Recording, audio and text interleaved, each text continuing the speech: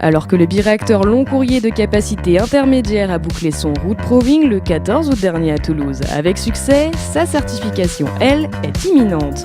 Pendant ses essais d'endurance et d'évaluation en ligne, la 350-900 a parcouru quelques 151 300 km pour 180 heures de vol. Le bicouloir s'est posé dans 14 aéroports et survolé le pôle Nord ainsi que tous les océans. La 350, c'est pour Airbus, une histoire à vitesse grand V pour des débuts en demi-teinte. Début 2000, le 777-200ER et l'A340 se partagent une grande partie du marché du long courrier.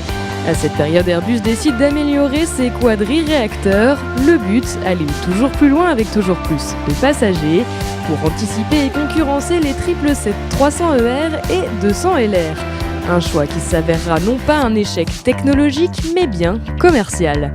En cause, la hausse considérable du prix du pétrole qui a presque doublé entre 2000 et 2005. Certes, l'A340 est un avion performant, mais il n'en reste pas moins un quadri-réacteur qui par conséquent consomme plus que le biréacteur de Boeing. Dans le même temps, Airbus voit ses clients annuler leurs commandes. L'avionneur commence à douter et prend conscience qu'un changement est inéluctable. Airbus réagit et lance la version initiale de l'A350 le 6 octobre 2005, en concurrence frontale avec le 787. Le très influent Steven Udvar-Hazy, président fondateur de l'ILFC, compagnie de location d'avions civils, déclare en 2006 Airbus devrait revoir son A350 sous peine de devoir se contenter de 25% d'un marché promis au quasi-monopole du Dreamliner. À l'époque, l'A350 était une simple version remotorisée de l'A330. Le 17 juillet 2006, c'est chose faite et c'est au salon de Farnborough que Christian Streff, président d'Airbus, affiche le changement de cap de l'avionneur et présente officiellement le nouveau programme de l'A350 à 53% en composite, renommé A350 Extra Wide Body, avec une cabine plus large que le 787. L'A350 se décline alors selon 3 versions, l'A350-800 venant concurrencer le 787-9, l'A350-900 venant quant à lui se positionner comme le successeur du 777-200ER, lui-même remplacé aujourd'hui par le 787-10 de Boeing, et l'A350-1000 plus proche pour sa part du 777-300ER ainsi que du 777-8X. Le programme équipé d'un moteur Trent XWB de Rolls-Royce dernière génération propulsera en exclusivité les A350. The engine has to provide thrust to make the aircraft fly, but what is very important as well, it has to satisfy some constraints which are quite important today. The consumption, in order to be attractive to the customer, the noise. It's quite important effectively that for the takeoff phases and for the approach phases, for the landing phases, the engine is not very noisy. And then there is another very important criterion that has to be taken into account is the emissions of some nitrogen and carbon oxides that have to be below a certain level in order not to pollute. De 2006 à 2009, les ingénieurs travaillent sur la définition de l'avion, autrement dit, la conception initiale. C'est d'ailleurs le 31 décembre 2006 qu'Airbus décroche sa première commande pour 2 A350-800 du Warrawas. 3 mois plus tard, c'est Finnair qui commande 11 A350-900. For me, this is an absolutely great moment today to have an opportunity to fly this very beautiful 350 aircraft, and it's an aviation history for myself. The interface between pilot and the aircraft is very nice.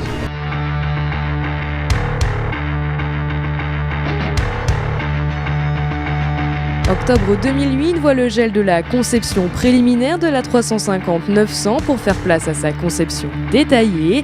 Les ingénieurs travaillent, étudient et dessinent chaque pièce composante de l'appareil. L'assemblage final de la 350 XWB MSN 5000 destiné aux tests statiques débute 4 ans plus tard, en 2012. Ainsi, Airbus aura nécessité 6 appareils d'essai, dont 5 participeront aux essais en vol. Remember the 917, which is the hard maximum that you have to respect.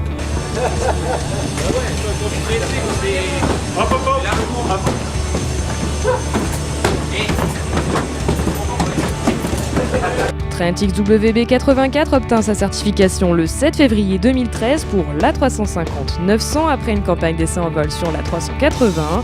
Ce même mois, Airbus décide de suspendre le projet d'équiper ses A350 de batterie lithium-ion jugé trop risqué par l'avionneur.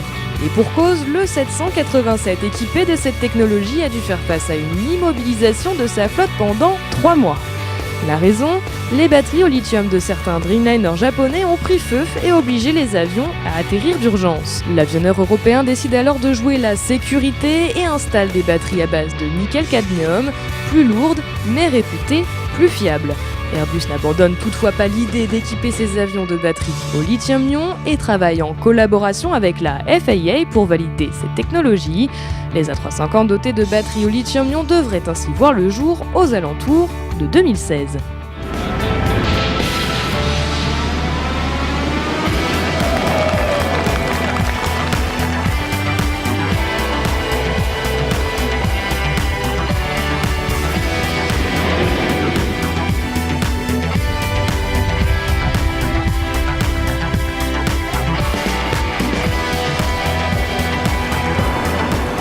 C'est à Toulouse le 14 juin 2013 qu'MSN effectue son premier vol d'essai.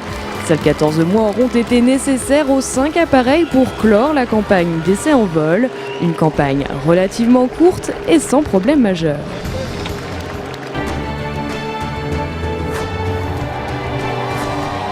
Ça c'est vachement marrant parce qu'en fait, quand on voit Nous, quand on est en train de décoller, on n'a pas du tout le temps de penser à ce qui se passe. Donc on a pris, 15 secondes ou 20 secondes pour dire c'est bon, et ensuite on était déjà en train de préparer les essais d'après. On savait qu'il y avait tout ça qui se passait, mais que l'émotion, elle est là, les gens le sentent comme nous. Mais je me souviens que c'était ça, parce qu'on avait dit aussi qu'on essaierait de décoller environ à tant de distance. Ça en était à peu près à ce qu'on avait dit par rapport justement à la presse qui veut prendre des photos, etc. C'est pas un vol extrêmement difficile au niveau technique, le premier vol. En revanche, il y a beaucoup d'à côté qu'il faut gérer, qui sont très différents de ce qu'on a l'habitude de gérer pendant un vol d'essai. Il faut être aussi hyper clair vis-à-vis des médias, tout ce qui se passe. You couldn't believe that this was a first flight. It felt just like any other airplane, and it was so relaxed. Premier vol, on a ouvert une grande partie du domaine. Deuxième vol, on a terminé d'ouvrir le domaine complètement, donc vitesse maximum, vitesse minimum, altitude maximum. Et au troisième vol, on était au Bourget. Donc en se posant après le deuxième vol, on a dit oui, on peut aller au Bourget.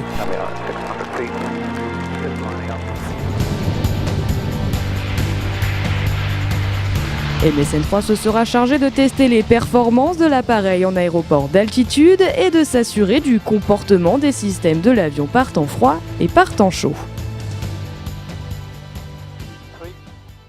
Je suis prêt pour la première batterie.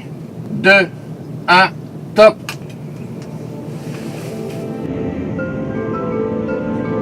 For everybody, start on engine 1, 2, 1, top!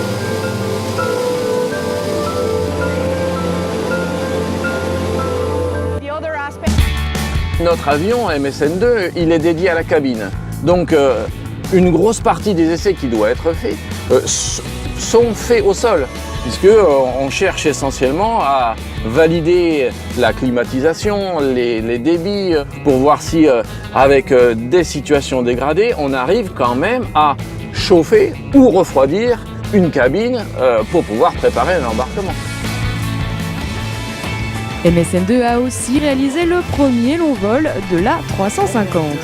MSN4 s'est quant à lui chargé de tester l'avionique de l'appareil. La dernière étape majeure du processus de certification de l'A350, c'est MSN1 qui l'a assuré il y a de cela 2 mois, le 19 juillet. L'appareil a validé le test dit MERTO, en anglais Maximum Energy Rejected Takeoff. Le MERTO vise à prouver l'efficacité du freinage en cas d'interruption du décollage à pleine puissance et pleine charge, comprendre à énergie cinétique maximale. Il y a eu des moments durs, je pense que c'est une année où on a tous énormément donné, mais on a eu à côté de ça énormément de satisfaction d'avoir la chance de voler un superbe avion, de faire une campagne d'essai complète super intéressante. On a eu un avion extrêmement fiable qui nous a permis de voler beaucoup. C'est des moments super intéressants à vivre et je pense pas qu'effectivement on ait tant de campagnes d'essai dans une vie, donc ça y est, on est en train de terminer d'en vivre une fantastique sur le 350. Aujourd'hui, Aujourd'hui, MSN 5 a terminé son route proving. Il ne reste donc plus à Airbus qu'à annoncer la certification de son A350-900, destiné à concurrencer le 777. Les deux appareils opérant sur le même rayon d'action pour une capacité identique. Une fois qu'on aura obtenu le Type Certificate, d'une part, il y a assurer l'entrée en service, avec les modifications de Qatar. Mais ensuite, il y a celle des autres clients. Ils ne sont pas tous la même cabine, par exemple. Il y a aussi ce qu'on appelle le Continuous Improvement. Donc on a des idées encore pour améliorer notre avion, qui pour l'instant n'étaient pas la priorité du moment, mais qui vont arriver ensuite pour qu'on puisse continuer d'améliorer notre produit, comme on le fait aujourd'hui sur les autres avions. Donc on n'a jamais fini, on n'a jamais fini. Il y a encore un certain nombre d'activités qui ne vont pas s'arrêter au Type Certificate. Airbus aurait, semble-t-il, fait le bon choix en repensant le projet initial du biréacteur long courrier, enregistrant à l'heure actuelle 742 commandes pour 38 clients différents. Et c'est la compagnie aérienne Qatar Airways qui sera la première à opérer sur l'A350, une mise en service qui ne devrait plus tarder. 1, 2, 3, very good, excellent, very good, one more.